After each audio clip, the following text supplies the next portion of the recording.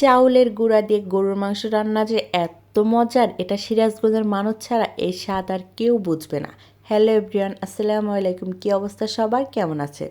আজকে আমি আপনাদের সাথে শেয়ার করব সিরাজগঞ্জের ঐতিহ্যবাহী একটা খাবার, গরুর মাংসের পিটুলি, যেটা সিরাজগঞ্জবাসীর অনেক অনেক পছন্দ। তাই আজকেও আমি বাসায় রান্না করছিলাম গরুর মাংসের পিটুলি, সেটাই আপনাদের সাথে শেয়ার করবে। সবাই অবশ্যই এনজয় করবেন রান্নাটা। প্রথমে আমি গরুর মাংসটা ভালো করে ধুয়ে তারপর এখানে পেঁয়াজ দিয়ে দিয়েছি, গোটা কয়েকটা মরিচ দিয়ে দিচ্ছি, তারপর এখানে দারচিনি, এলাচ, তেজপাতা দিয়ে তারপর এখানে সব ধরনের মশলাই দিয়ে দিচ্ছি পরিমাণ মতো, দিয়ে ভালো করে এখানে মাংসটা মাখিয়ে নিয়েছি। মাখানো দেখে মনে হচ্ছে কত মজার হবে। এই তো আমি মাংসটা বেশ অনেকক্ষণ কষিয়ে নিয়েছি। কষানো হয়ে গেলে তারপর এখানে আমি আলু দিয়েছি। আর এই পিটুলি রান্নায় যদি আলু না দিয়ে তাহলে কিছুতেই মজবে না, কারণ যদি মাংস নাও থাকে আলু দিয়ে খেতে বেশ মজার লাগে। এই তো তারপর আমি পরিমাণ মতো ঝোল দিয়ে ঢাকনা দিয়ে দিলাম। আর পিটুলি রান্নার মেন মশলাই হচ্ছে এগুলো।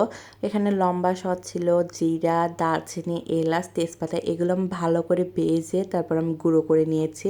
আর এখানে পিটুলি রান্না সেই চালের গুঁড়োটা আমি পানি দিয়ে গুলিয়ে নিচ্ছি। এদিকে আমার ঝোলটাও ভালো করে ফুটে গেছে। এরপর আমি দিয়ে দিলাম সেই গোলানো চালের গুঁড়োটা, দিয়ে ভালো করে নাড়তে হবে, না হলে তলায় লেগে যাওয়ার সম্ভাবনা থাকে।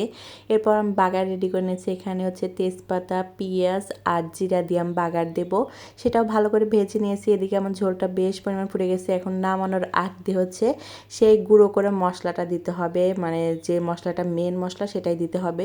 দিয়ে ভালো করে একটু নাড়াচাড়া করে তারপর সেই বাগারটা দিতে হবে। বাগারটা দিয়ে বেশ পরিমাণে একটু ফুটিয়ে তারপর নামিয়ে নিতে হবে।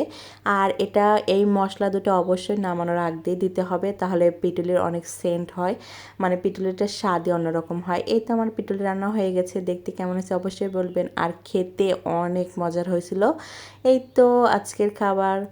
আজকের ভিডিওটা এখানেই শেষ করলাম। সবাই ভালো থাকবেন, সুস্থ থাকবেন। ভিডিওটা ভালো লাগলে অবশ্যই লাইক করবেন, কমেন্ট করবেন, শেয়ার করবেন। আল্লাহ হাফেজ।